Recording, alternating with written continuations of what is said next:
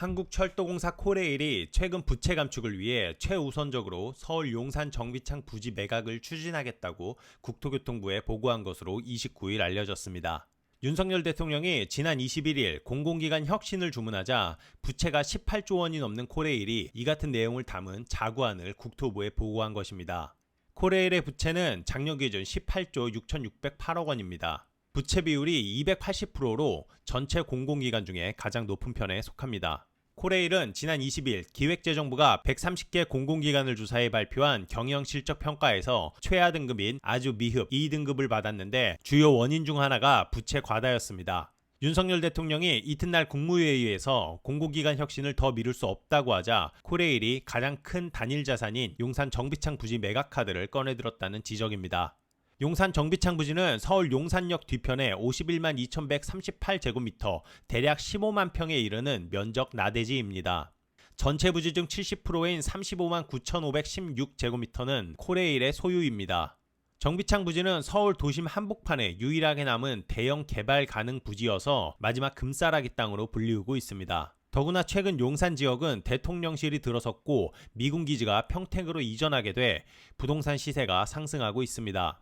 코레일은 자산 소유 용산 정비창 부지의 매각가를 4조에서 5조 원에 이를 것으로 추정하고 있습니다. 만일 이대로 부지를 매각해 부채 탕감 용도로 쓴다면 부채를 25% 정도 줄일 수 있으며 코레일 내부에서도 실질적인 부채 감축은 용산 정비창 부지 매각이 유일하다는 말이 나오고 있습니다. 코레일은 앞선 2007년 본격화된 용산 국제업무지구 사업 과정에서 용산 정비창 부지 매각을 시도한 적이 있었습니다.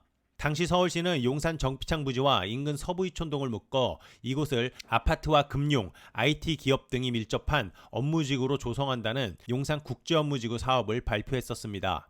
코레일은 당시 용산 정비창 부지를 5조 원 정도의 이 사업 민간 시행사였던 드림허브에 매각했었습니다. 그런데 이듬해 닥친 금융위기로 2013년 드림허브가 부도가 나자 이 사업은 물론 매각도 무산되었습니다. 코레일이 이번에도 수조 원짜리 용산 정비창 부지를 매각할 수 있을 것인지에 대해선 내부에서도 의견이 갈리고 있습니다. 정부 내에서도 개발 허가도 나지 않은 4조 원에서 5조 원짜리 나대지 10만 평을 한꺼번에 살 매수자를 찾기는 어려울 것이란 의견과 희소성이 큰 토지이고 향후 시세 상승 가능성이 높아 매각이 충분히 가능하다는 의견이 갈리고 있습니다.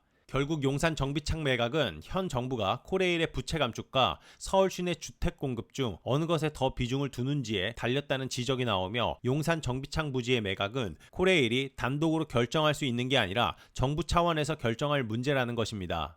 이 땅은 서울 도심에서 대규모 주택 개발이 가능한 알짜 부지여서 문재인 정부도 이곳에 아파트 1만 가구를 짓겠다고 발표한 바가 있었습니다. 올해 초 윤석열 대통령직 인수위에서도 이곳에 청년주택 등을 건설하는 방안이 검토됐다고 합니다. 정부 고위 관계자는 이 땅을 주택 공급 용도로 개발할지 부채 탕감을 위해 일단 매각할지 여부에 따라 부동산 시장은 물론 여론에도 적지 않은 영향을 줄 것이라며 현 정부가 정책적, 정무적 판단을 할 사안이라 했습니다. 서울시도 용산 정비창 부지 개발 계획을 짜고 있습니다. 서울시는 이 부지에 개발 인허가권을 갖고 있기 때문에 정부와 서울시가 이 땅의 활용 방안에 합의를 해야 매각이 이루어질 수 있다는 얘기가 나오고 있습니다.